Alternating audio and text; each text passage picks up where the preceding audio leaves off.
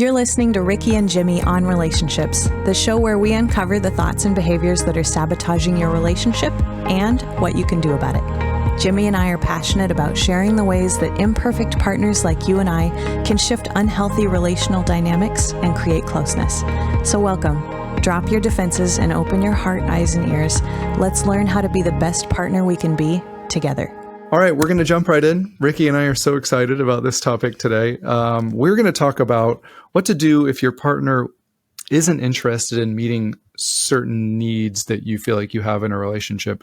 And then we're also going to talk about, I hear this all the time where people will say, you got to meet your own needs in a relationship. And I've always been extremely curious about that. I'd love to hear what Rikki says about that. I have my own opinions on meeting your own needs in a relationship and how that is important. And then we're also going to talk about what needs that you can only meet in a relationship can only be met in a relationship. So awesome. That's a great way to sum up today's episode. I also have been really challenged in the past by people saying, meet your own needs, because sometimes it makes me think, why am I in a relationship then? Because I can meet lots of my own needs outside of a relationship too. So yeah, that is very true. Right. Well, I hope today we're going to help you guys see that the answer, as always, lies somewhere in the middle. It's a little bit of both. We're going to talk today about how we can meet our own needs and how we can talk to our partner about maybe meeting us more in the middle, which I know you guys are excited to hear. Let's start off with some controversy, though. Why don't you talk about? You don't have to give personal examples if you don't want to, but we can. Mm-hmm. But what are some needs that you have that your partner isn't willing to meet? I can tell you one of them. Do you want me to tell? Oh, that's a great way to start. Do you want me to go for you? Do you want me to tell you one of the needs that you have that your partner is not willing to meet? You're going to tell me my need that you can. Yeah, let's do this. Your partner is not. I actually made a video about this today, surprisingly. They are not a big texter. They are not going to communicate via text, nor are they going to give you fun little emojis or probably send you little memes. And I don't know if you'd classify it as a need, but I mean, but communication is extremely important to a lot of people. And it's okay if you classify that as a need. There's nothing wrong with that. If you say, well, I kind of need my partner to like communicate in a certain frequency or certain way. There's nothing wrong with that. Yeah, you nailed it. That's actually the first thing that came to mind. And that's one that we've talked about on here several times. My partner, not a texter. And initially I would really lose a lot of sleep wondering, how can I force Chris to text me? Right. That was something that I would think about in the past. And that's probably a really great example of, I don't know. It's something that I've had to work at meeting my own need. And it's also something that I've had to have discussions with him about, like, hey, I'd like to not give this up 100%, you know? Yeah. I don't even know if you can meet that need. That's an interesting debate. And I hope we do disagree on some points in this podcast, because we agree far too much. But yeah, tell me, let me play devil's advocate. How can one meet their own need when it's like, I need my partner to communicate more frequently? How can one meet their own need in that arena? Yeah, well, I'd like to preface this with some praise for Chris in that I've never met somebody who calls more regularly than him. Right. He's a phone call man, and his phone calls are very, very dependable. So rather than phrasing this "meet your own need," which obviously I can't text myself and like pretend that I'm Chris. That's not how it works. But one way that I've been dealing with that is to recognize the ways that he does communicate that really work for me in a big way. So sure, he's not sending a heart emoji or, like the exact thing that I want, which is that little green bubble to pop up. But I do take some time to notice how regularly he he calls, if we're apart, which is a lot for us, he calls in the morning, he calls at night, he'll call in the middle of the day just to say he's thinking of me. And even though those things aren't text messages specifically, taking time to focus on how he does make efforts to communicate regularly and affectionately, maybe that's one way that I meet my own need, just paying attention to those other efforts in this category. I think that's so important. I love that. I love it's just like a mindset of gratitude of like, yes, of course there's something else here that I have a desire for, but yeah. I can also hold space for the fact that like, he really does show up in this way that's important to me.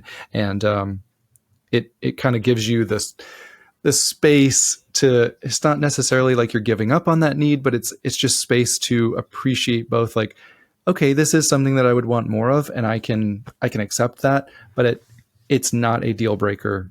And I'm going to move forward. You're married now, and you've made a choice. I'm going to move forward. Even if this need doesn't get met the way that I want it to, I'm going to choose to. It's like I'm not going to be able to get through this episode without mentioning that Terry Real quote, which is, are enough of your needs being met to grieve the ones that aren't. Oh, that's a good it's such quote, a good though. quote. Yeah. And that's a relationship in a sense. Like you're going to have needs that are met, and you're going to have needs that aren't met. We're not here saying that you shouldn't care about like, there's certain needs that you're just not going to get met, and you just need to deal with that. We're not saying that. Like there's certain needs that obviously it's okay for you to be like, let's put it this way.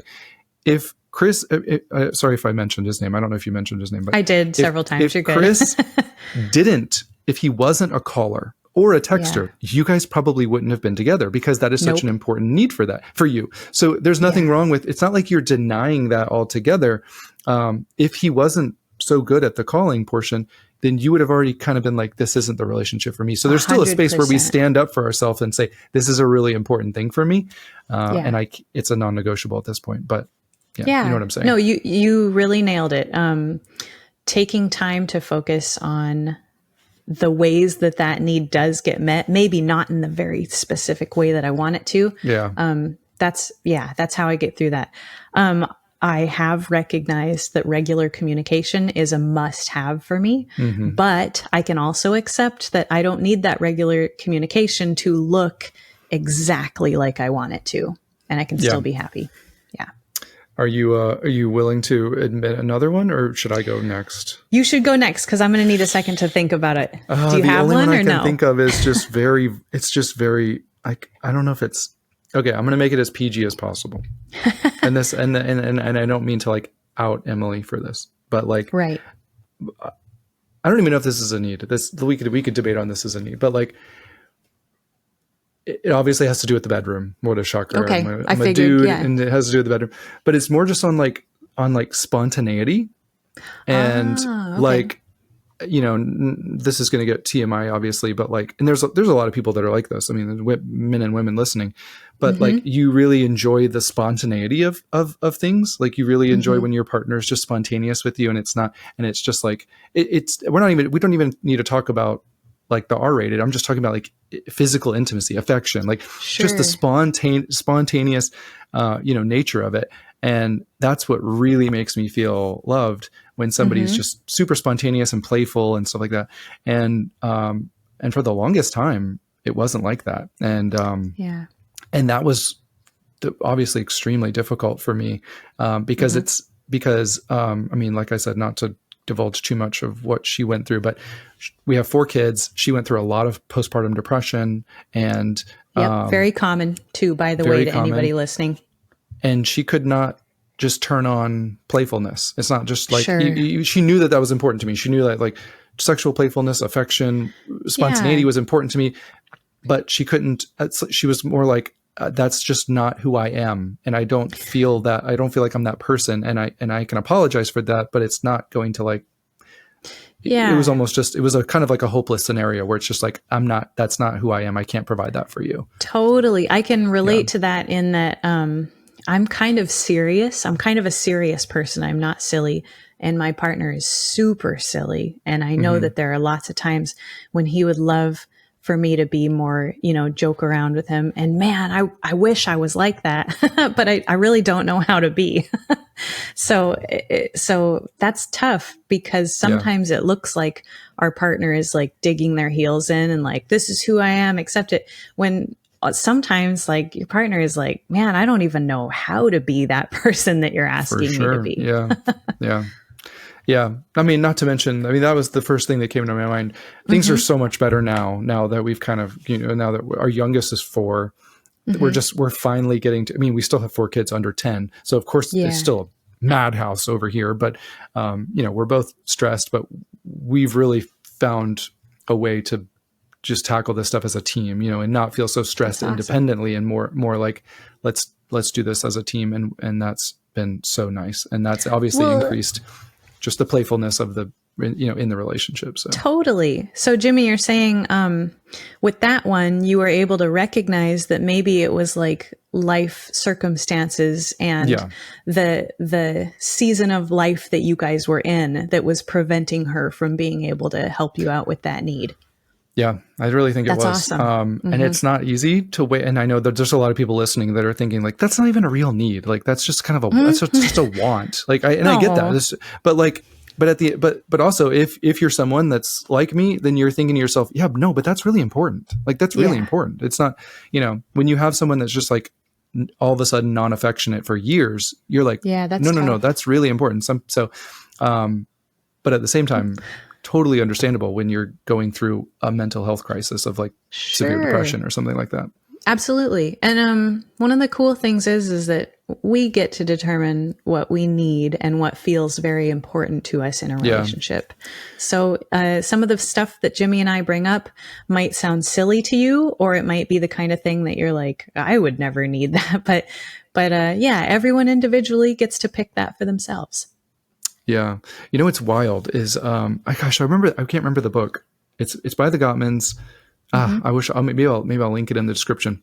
They literally say in one of their books, and normally I would say like, oh, I'm just going to butcher this quote, but I mean like literally they say it doesn't matter at the end of the day. It doesn't matter if it's a need or a want. Like we can argue, is that a need or is that a want? And they say at the end of the day, it doesn't matter because like it's important to you. And if it's not being met, it's normal for that to cause you some like grief and just Absolutely.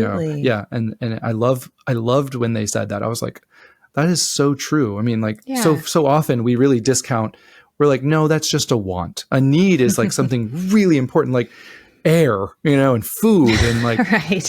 But really at the end of the day, like your relationship is made up, like you won't really build trust or strengthen your bond together if certain things aren't there. If affection is really important to you and that person is just non-affectionate, if communication is really important to you and they're non-communicative, one could say, well, those are just wants. But at the end of the day, like all these things are going to add up to this person doesn't feel like that I can rely on them. It doesn't feel like we're a team in this. It doesn't feel like it kind of feels like we're separate entities in this thing. Not really. There's no like, we're in this together. What do you need to feel valued and safe and prioritized, and vice versa. It's more just like we're separated. So, well, remember Stan Tatkin's couple bubble too. I saw you doing your hands like that.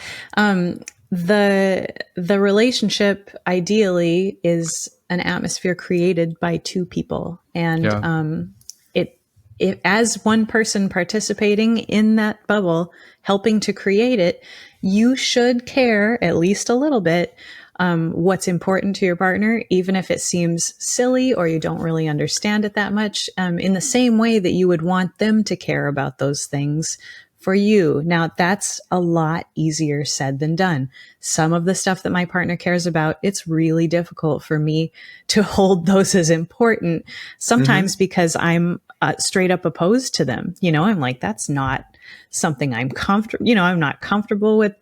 I'm not talking about bedroom stuff there. It's just like, it's sometimes the things that are important to him, I don't understand. And it's hard to put yourself in that spot if it's not something important to you. But that's one of the things that love calls us to do, I love that. Yeah. Do you want to mention any more that are kind of like vulnerable for you, or should I can go into another one if you want me to? No, I can think that. I think this is going to sound strange.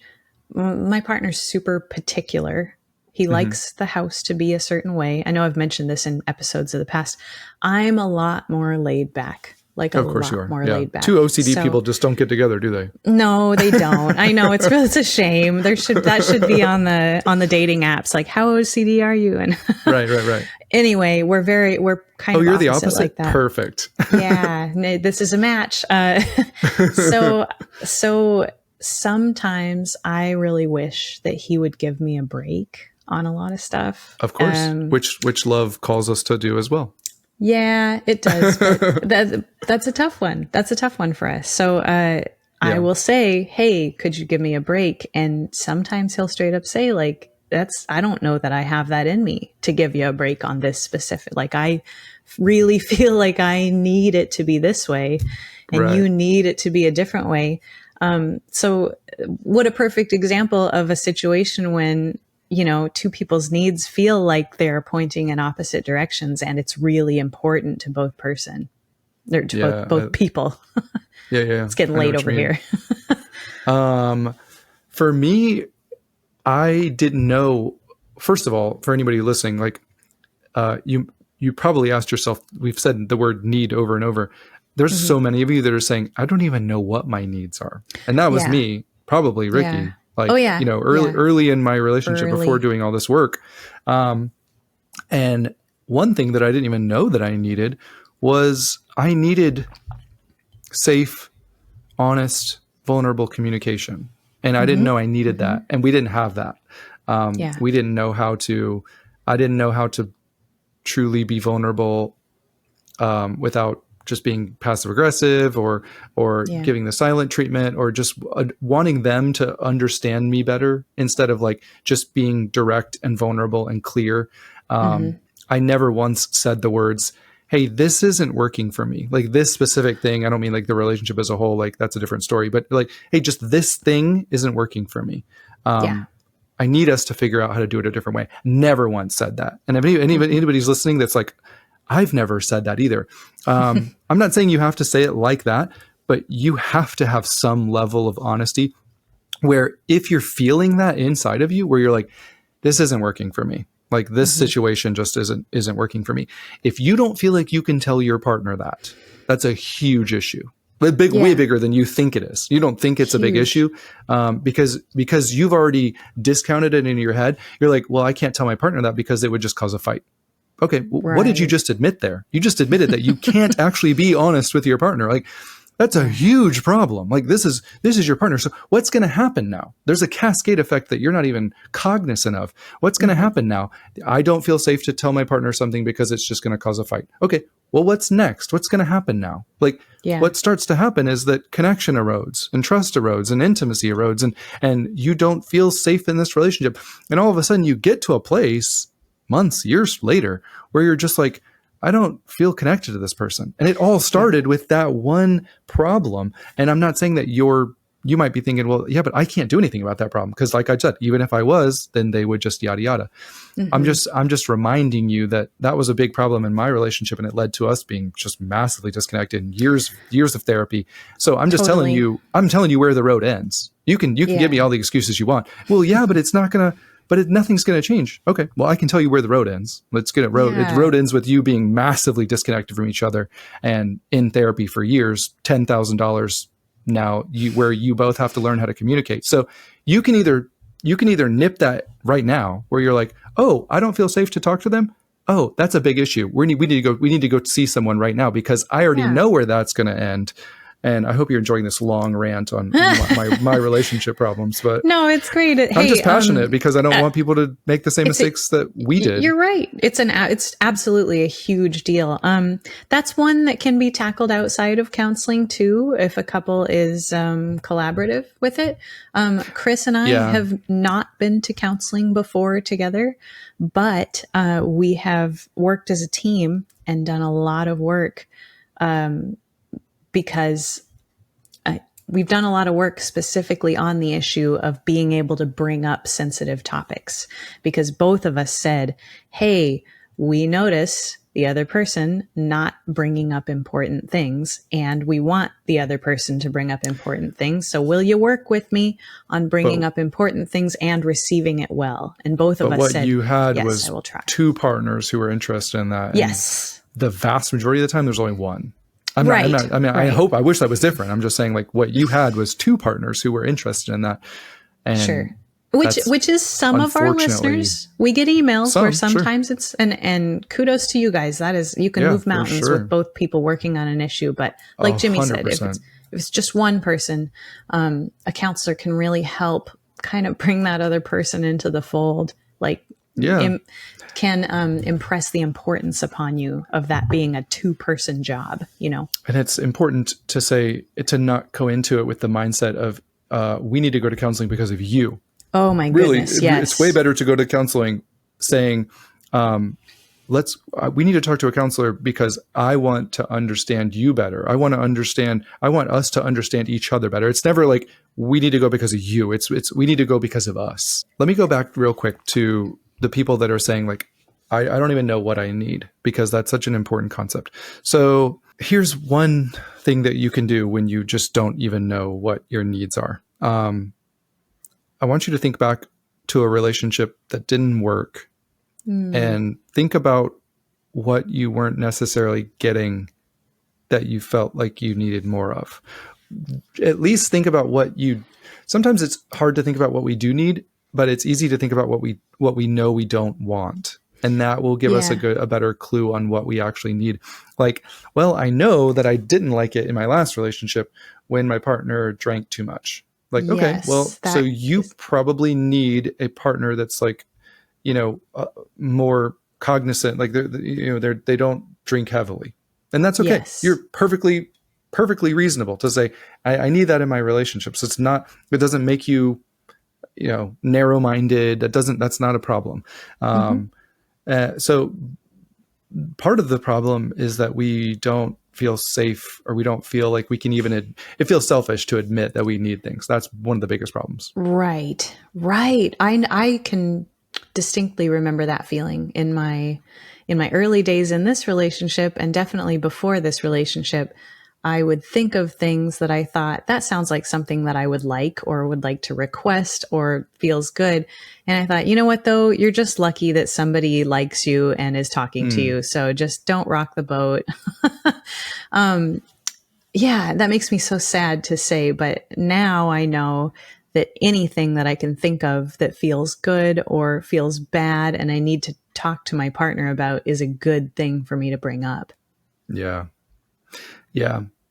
So just get more comfortable at being like, well, I don't like it when we're arguing and they call me names. I don't like it when they get loud and start screaming, or they yell, or they, whatever it is. Like, you can translate that into, I need us to be able to handle conflict with mutual respect. Like, there's a way to do that. Like, let's not, it's okay to give your partner grace when it's appropriate, but we do not have to be like, well, that's just the way my partner communicates. They yell and when they get angry, they just yell at me and call me names. Like, no, right. You don't, they can learn to not do that. And there's nothing selfish to say, I need a relationship where we can have a conflict and it still feel loving. Like, that is not selfish. Yeah, I've really been shocked by a lot of the messages that I'll get on social media from people who they'll give their partners passes on things like name calling or leaving without saying anything, because they're like, well, they were really mad, so that's why they did that. So I guess that's just how it's going to go. And I'm like, ooh, some of the things, even though Jimmy and I earlier said, some of these things are legitimate needs, like there's no relationship that's going to survive verbal abuse or ghosting when things get rough. And some of these things are legitimate needs. They're as important to a relationship as air and shelter are for animals, So some of these things, be very careful to not give too much grace on, especially if it's something huge, Like the Gottman's Four Horsemen too. Those are things that when you notice them, criticism, contempt, stonewalling, things like that, those need to go away.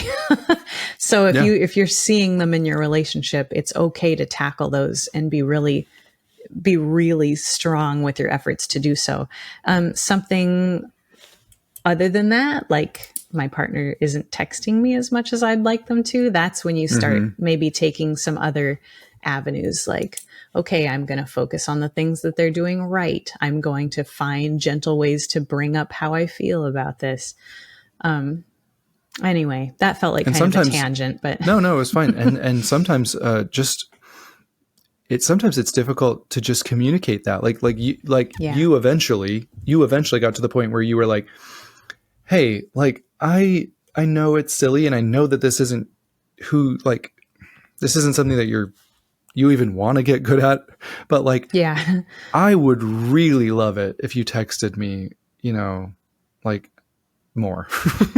And I did. You nailed it. Were you listening in on that conversation, Jimmy? I said it exactly like that. Yeah. And you know what? Lo and behold, every now and then I get a heart emoji, and I love that thing. It's maybe not the hours long text exchange that I'm dreaming of, but I see that effort and I sure do appreciate it.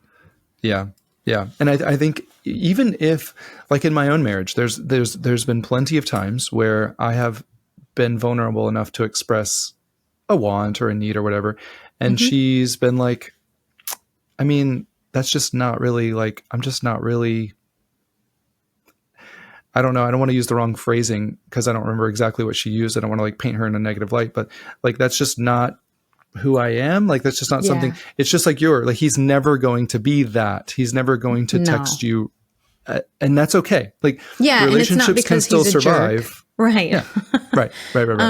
I think I've mentioned in the podcast before, I think I'm pretty bad at flirting. I just realized that fairly late in life. And sometimes when he'd say like, I would really love it if you would flirt with me more, I'm like, I'm going to need some like really specific requests, because that's one I'm not going to be able to just pull out of my hat and invent, because I'm not trying to say that's not who I am, but it's kind of not who I am. Like, I would like to do that for you, but you're going to have to give me a lot of guidance because I don't know how to do that thing. Which is a very loving thing to say. You just said, I would love to do that for you, but that's not really, I'm not like, I have no idea how to do that, but I'm willing to learn. What's a more loving thing than that? What's a more loving thing than that? Yeah. And I did preface it with it. I might still be pretty bad at it by the end of our efforts, but I'm going to try it. Yeah. Here's a big one that you can need in your relationship, and there's nothing like, you don't need to feel bad for it, is accountability. I need a partner who can take accountability and apologize when they do something that's hurtful, even if it's unintentional. That's a huge need that pretty much everybody has. You don't realize that you need it until you have a partner who doesn't ever apologize. And you're like, why am I the only one apologizing? Or why, I'm just confused here. Because you will get that, especially if they're avoidant leaning. A lot of avoidant leaning partners, there's so much shame wrapped up in an apology that they won't say the words "I'm sorry." They won't say.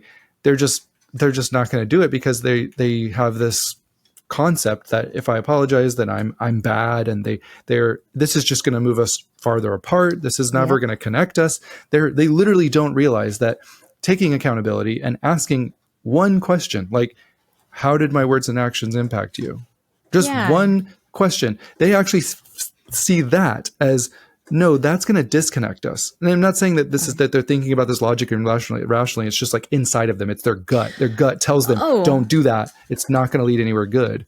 It's fascinating. It's a fear response for them. It's not they're not doing it to punish you because they're some sort of narcissist that doesn't think they ever do anything wrong. It's because that sometimes those apologies or admitting fault feels like a thing that's going to explode the relationship. And Big time. It's safer for them to avoid it, hence the name. So they just bury it or shut the topic down. And, Yeah. And there's nothing wrong with you and kind of challenging them on that. Like, Yeah. there's nothing wrong with you if you're, especially, I mean, it doesn't matter if you're dating or married, but especially if you're dating, where it's like, this is a trend that I've noticed. Like when we get into fights, you kind of just bounce, you ghost. And then I'm kind of the one that has to do the emotional labor of like reaching back out and being like, oh, I'm ready to apologize for my side of the street. Like I'm ready to like, I want to connect again. And don't get me wrong, some avoidance when they leave, they do feel that urge to like, I want to connect again, and they'll come back and yada, yada, yada. But the point is that sometimes it's like, you just feel like I'm the one that has to take on all the emotional labor on my back to make sure that this relationship gets connected again. And that's very frustrating. And you're well within your right to be like, this is a pattern that I'm seeing. And it's, once again, that phrase, like, this isn't working for me. Like, this isn't going to work for me. Yeah. I like to think too that the best partners do kind of challenge each other to become better versions of themselves. That's something that we do as a team. My partner and I, we've agreed that, hey, if you notice something that I'm doing that's not good for me or not good for the relationship, I would love for you to speak up about it, because you're going to help me become a better version of me. That's huge. That's huge. Nobody talks about that. Like that's a power couple right there. That's going to make it when two people are like, hey, let's talk about this stuff. Like I'm open, I'm available. I see you as, it's like when Gottman says that, you have to accept the influence of each other. Like that's accepting the influence. I trust you. Like I trust your judgment. You're my partner.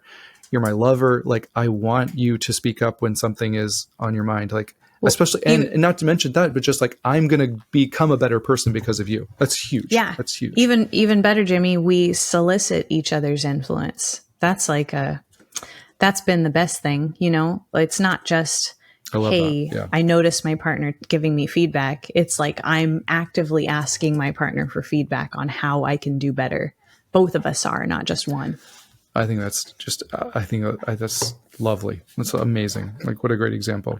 Can we really quickly go through some of like meeting your own needs? Like, let's talk about, let's just switch to like, okay, what do people mean when they say you need to meet your own needs in a relationship? Give me some examples of like, okay, this is a need that I can meet.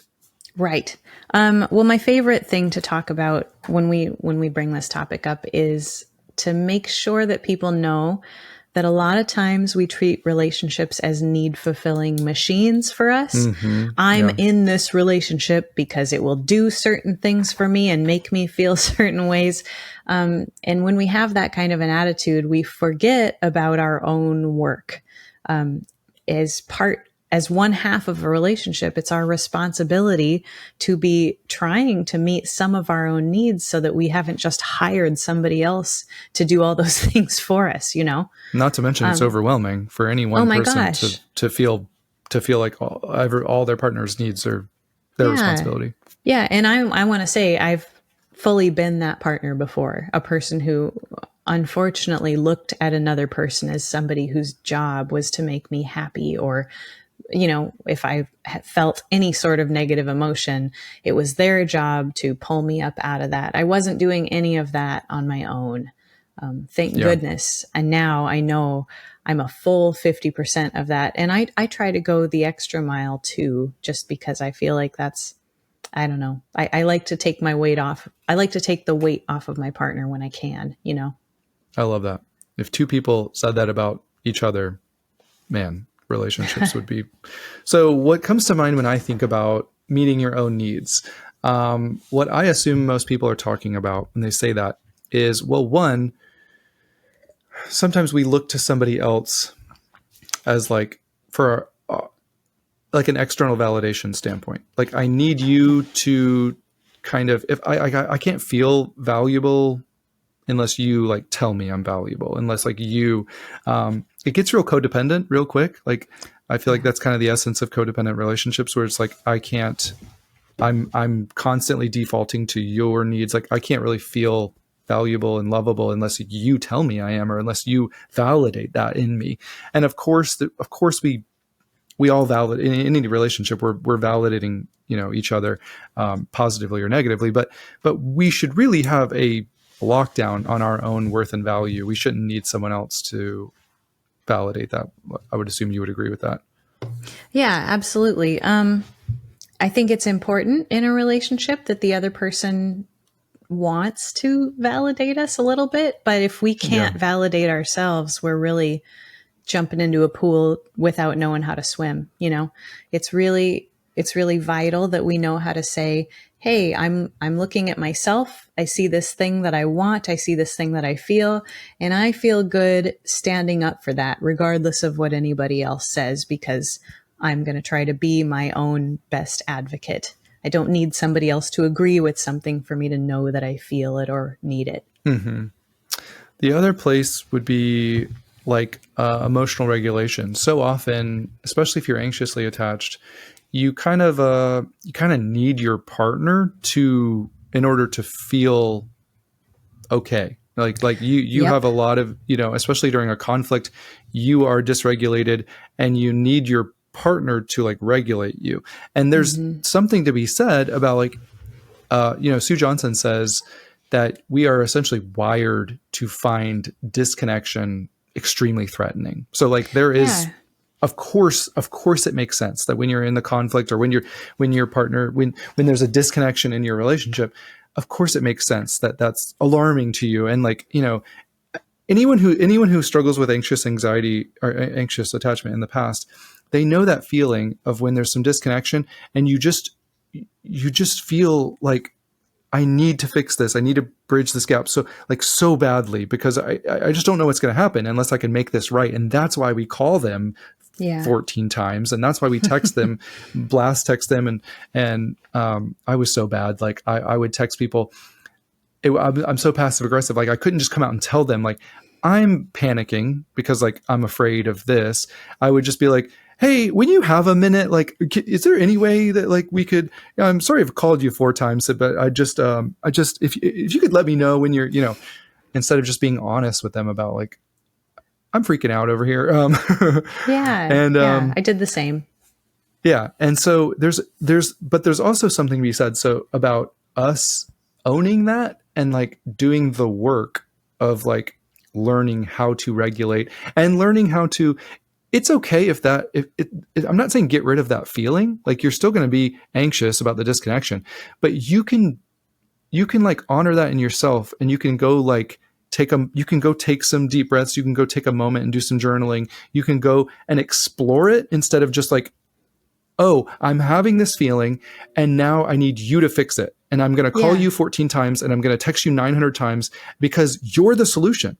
When really we need, that's this cue that we really need to look more inward and being like, okay, it's okay that I'm feeling this way, but I'm the solution. Like I don't need to.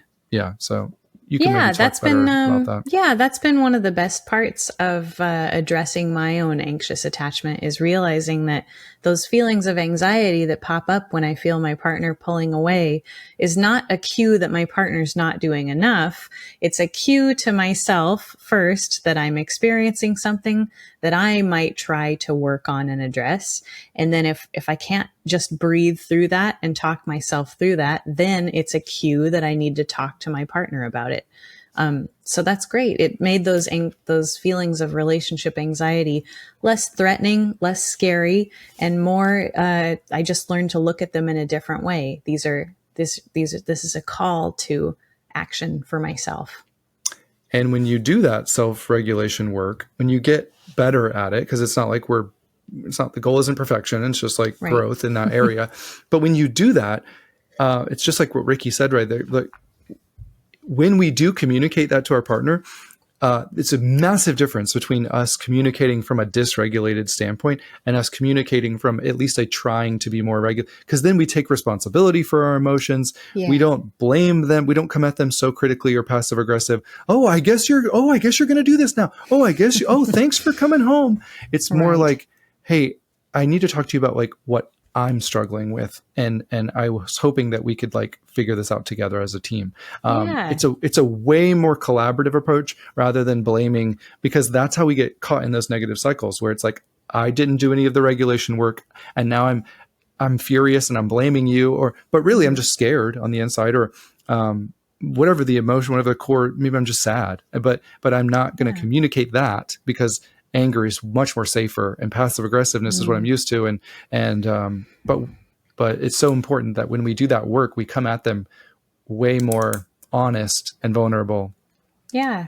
Yeah. And you may not realize it, Jimmy, but you just touched on the exact thing that somebody can do if you want to bring up a need that maybe has not been dealt with well in the past. Instead of coming at them all dysregulated and panicky or angry and passive aggressive, your ability to sit down in front of them and say, hey, I've got something that's been on my mind. It's feeling very heavy. I was hoping we could maybe think up some solutions together. That's how you talk about difficult needs and kind of ease into a conversation that maybe didn't go so well in the past. Yeah, I love that. And that's kind of like, that goes to when people say, we got to meet your own needs. Like, if you have a need for communication and you've identified that, then like, I guess my point is just like, make sure that you're taking the lead on that. And you're like, okay, well, I'm going to learn how to communicate respectfully and vulnerably and directly and assertively. Because there's nothing wrong with that. I need to learn how to do that. That doesn't mean your partner is always going to respond well. That doesn't mean that they're not going to get defensive still or take it as an attack. But all you're doing is taking responsibility for the things that you can take responsibility for. I can learn how to communicate better. Okay, here, Jimmy, let's put some of this in action too right now. Okay, let's do it. I know the audience may not know this, but Jimmy is like Mr. Quality Control. He's like, you're like, Jimmy, you are great about making sure that the podcast looks and sounds amazing. And I'm a little bit more laid back about that. I just realized that I'm sitting here in the dark. I'm broadcasting from Alaska. I was just giving you grace about it, but you just kept getting darker and darker. And I was just like, darker. Are we under candlelight, Rikki? I was like, this is actually very, you look really good. Like it looks like candlelit. It's all the people that are listening that can't see. They'd be laughing if they saw the transition from like just sunlight to darkness. It's that we're only halfway through. It's going to get even darker than this. So I think I'm going to turn. You might need to light 2 candles. Maybe. I have a great light. I think I'm going to turn it on. So I'm going to do that really quick. But that's another thing, sometimes you'll be sitting there going, don't rock the boat. Don't say anything. But if it's really important to you or the other person, it's always worth bringing up. So I just thought, what a great opportunity to show them like, Jimmy, I would like to turn a light on right now. I'll talk while you turn a light on. I'll talk. Okay, I'll talk. Thanks. I actually liked it because it's very artistic for anybody that's watching. It's like very moody and artistic, and I loved it. Let me see if I can think of any other when people say, "Oh, here's a good one. Here's a good one." Yeah. Oh, sorry, I didn't know I wasn't giving an example. You're like, give him specific examples, Jimmy. So you look great, by the way. Thank you. Here's a great one that you always talk about, because I always learn stuff from you, where you say, if I was going to say, you got to meet your own needs in a relationship. Mm-hmm. We all have certain needs, like individual needs we have a need for friendship. We can get connection outside of our relationship. We don't have to view our partner as our personal need machine. Our only friend. We need to recognize that I have a need for friends. Like I need friends. And sure, that opens up a can of worms because it's like, well, my partner's jealous or whatever. But the point is, in a healthy relationship, it's not just you and them. Like you have friends. Right. And you can decide what that looks like for your specific, but that's just the way it is. Like we're not designed to just be isolated and it's just you and them, and you're not allowed to have friends because they get jealous. No, that's not healthy. I'm not saying that you need to go out with people like where it makes them if you know that it makes them super uncomfortable that you're going out with just one other person and they're of the different sex or whatever, then like that's something that you need to talk about. You need to figure out. Lots of people do that. Those are boundaries that you need to set up in your own relationship. There's not a right and a wrong. So right. Hey, but my point is that go ahead. If I may clap back at some of the YouTube commenters, some people are uncomfortable that we are of different genders and have a podcast together. That makes some people uncomfortable. But I would Makes like sense, anybody who feels that way to know, my partner's very excited about the podcast. He asks me questions about it. He helps me out with it. And I'm sure, Jimmy, that you've had discussions with your wife too, and she's super excited about it. I haven't told her yet, but I'm planning on it. Oh, no. So that's a joke for, but it's everybody's relationships are going to have different boundaries and different comfort levels. And that's something that two people decide together. For sure. Right. I don't want anybody listening to this to use this podcast as a reason to say, see, I have a need for friendship. So even though my friend makes you really uncomfortable, I'm going to do it anyway. We're not saying that, every single one of these. That's something that you have to establish in your own relationship. Your partner's perfectly well within their right. My wife would not be cool if I had a friend where I just went out with them, it was just me and them. A female friend, you're saying? Yeah, a female friend. I'm sorry. Yeah. Hey, and she was just not.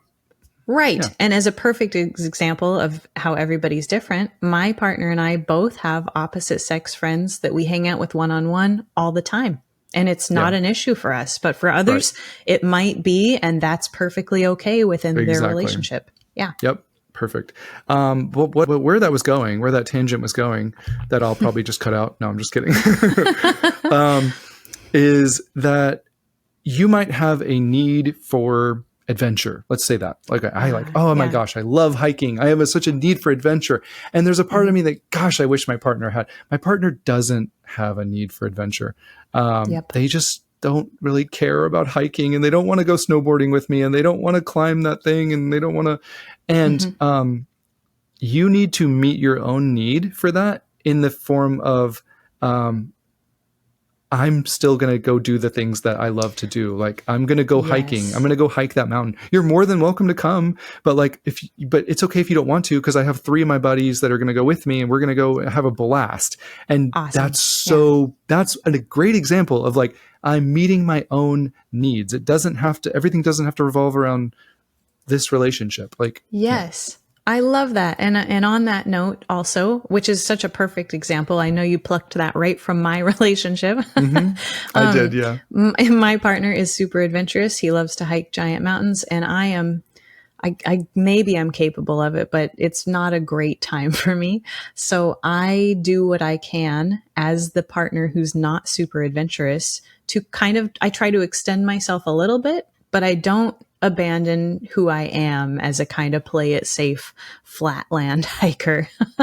But I will hike very small mountains with him, and I will do it enthusiastically, because that's how I try to help meet that need a little bit for him. So this is a call to the anxious attachers who might abandon their personalities in favor of meeting their partner's needs. We don't want you to do that either, Jimmy, here's one way that I meet my own needs too, by the way. My journal is, I know that sounds kind of nuts to people who might not journal, but I used to kind of expect my partner to if I had uncomfortable emotions, I would expect them to make me feel better. And one way that I meet my own needs is getting really good at journaling, which is where I learned how to sit down, write out the thoughts in my head, challenge the thoughts in my head, or validate myself when I'm having thoughts that are uncomfortable. And in that way, I'm meeting my own need for validation and comfort, because I'm not leaning so hard on somebody else to save me from uncomfortable thoughts or emotions. I love that. I was actually going to bring up a separate topic, but it had to do with if I have a need for deep communication. A lot of people have a need for deep communication, but they don't have a partner that really, maybe they're not capable of just deep community. What we would call that would be intellectual intimacy. Man, I have just a need for intellectual intimacy. Sometimes your partner can't really provide that. And it's your job to meet your own need by saying I'm going to find other people, friends that I can have these deep conversations with, because that brings me value. I really enjoy that in this life. It's not something I just want to cut off because my partner isn't interested in that. And that's an example of meeting your own needs, and giving your partner grace. I still accept them and love them, even though they're not really capable of the intellectual intimacy that I'm looking for. Yeah. The regular listeners and viewers probably know that I'm a huge nerd. I love Dungeons and Dragons. I love conversations on the nature of consciousness. I love like weird, nerdy things like that. My partner hates that stuff. So rather than expecting him to go read a bunch of books on a topic that he has no interest in, I find other nerdy friends who love to talk to me about those things. And then I appreciate my partner for the conversations that we have that are fun and enriching, but aren't necessarily on those topics. I love that. If we can pivot, because when we only have about 10 minutes left before the hour, not that we're on a time crunch. The only reason we're on a time crunch is because, it's getting dark where Rikki is. It's already dark. Like, this is our evening time, as if you haven't noticed. But I want to pivot real quickly to like, okay, but let's kind of like get heavy on like, what are some needs that can only be met in a relationship? Because I love talking about that. Oh, and I'll be quick. That's a good one. And there are some. There are some. Like the need for emotional intimacy in the context of a romantic relationship. Like, yes, you can have emotional intimacy with your siblings. You can have emotional intimacy with your friends. But like, but that's something that it's okay for you to need in a romantic relationship. Like I need a level of emotional intimacy. That's not me being selfish. Like, this is just what I need to feel like this is a fulfilling relationship. And you can only experience that version in a relationship. And there's nothing wrong with that. If you're like, I need that. So what do you do if you have a partner who's resistant to romantic emotional intimacy? Because a lot of people do have partners who say, well, that's just not who I am. I'm not somebody who's going to sit around and snuggle and talk, right? I mean, there's different. I have ideas. Do you have ideas? Yeah, well, it's just different stages of the relationship. Like if you're dating, then part of it is you getting clear. This is why this conversation is so vital for you. This is why we started the show with like, you need to identify what you need, because like the problem so often is that we don't even think about those things until we're like deep in a committed relationship. And then we're like, you know what? I need that. And they're like, well, I've never been that person. And now you're like demanding things that they were never capable of in the first place. And now it's kind of a lose-lose. So that's why it's so important that we're going into this from a healed place of like, I know what I'm looking for. I know what I need. I know what I think I deserve. I know what I want. And, like, we need to be asking the question, like, even if I love this person, that doesn't mean that they can necessarily meet the needs that we know that we need to feel fulfilled in this relationship. And, absolutely. So those are so important. And then, for the folks who've maybe you've been married for a really long time, you've slowly drifted apart, and you notice that there's that romantic and emotional intimacy is fading away, or it hasn't been there for a really long time. It might be helpful to have a conversation with your partner about what might be getting in the way of that. Hey, we used to be really kind of more snuggly and talk about how we were feeling a lot more. We aren't doing that as much. Can we talk about what kind of maybe life stressors or problems between us might be getting in the way of that? Because I miss it and I'd like to try to bring it back. You phrase that so well, because we forget, like, so often we focus on the negative. You never cuddle with me. And like the way that lands is like, you're most likely talking, anybody that's ever said that, you never want to talk to me anymore. You never cuddle with me. Anybody that's ever said that, I bet you would say, I have a partner that kind of gets defensive, has a propensity to get defensive, probably takes things as an attack. And yet the way we're saying that, they're just going to interpret that as you're not getting it right again. What they're hearing is you're a failure. Like you don't make me happy. You don't know how to make me happy. So the way Rikki phrased that is so important, where it's like, hey, we used to have this element, or even if you didn't have that element, talk about what you would love. I would love it if you did this. Does that mean they're going to do it? No, probably not. But guess what? They weren't going to do it if you would have said, you never do this. That would, either way, they weren't going to do it if they're not going to do it. So the best case scenario is we talk about, it would really fill my love tank, and just get clear and give examples. Don't say, I need more emotional intimacy. they have no idea what that means to you. No, they have no that's idea. really Talk right. about specifically what you say. It would really fill my love tank. And yes, I get it that it feels like wrong to tell people exactly how you feel loved. I get that. But there's also a place where we have to do that.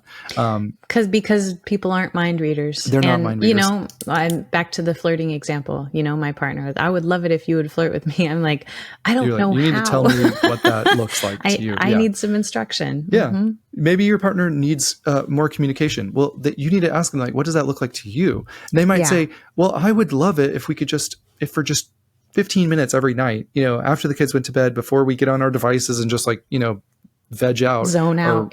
Zone out. Like, can we like have a conversation about like your day and your stressors and how we're doing, and if there's anything that you need from me? Like, I would just love to have those conversations. And if you're in a relationship with Rikki and if somebody said that to someone who's loving and cares about you, they would say, of course. Oh yeah. Of course. Yeah. As opposed to somebody coming to me and saying, you never want to talk about our day at the end of the night. And that hurts. But it's hard to not be defensive, even saying that to myself. But the way that you just phrased it, hey, I would love for us to sit down and talk about that. That would feel really good. I mean, who wouldn't be open to that? You know? And don't get me wrong. There are certain, especially men. It's not about them deliberately doing anything. It's just like, sometimes we're so wounded that even you saying, gosh, I would love it if you did something, we still hear that as, oh, I haven't been doing that and she's really disappointed in me. Because so often we can filter things through our own shame. And any man who's listening to this and identifies with that, like, oh yeah, I do that. Like, I do hear her say that I'm just not doing something that she wants me to do. And that really causes me kind of some stress. I just want to challenge you. Like, that's your shame. Like, that's your shame talking, you know, where we see things through, we hear things and see things through the lens of our own shame, where it's like, they said, hey, I would love it if you cuddled with me more. And you heard, she doesn't really want me. She'd rather me be somebody else. And it's like, no, that's just your shame. And we really, really need to take responsibility for that and get some help if that's where we're at. And it's absolutely not just men.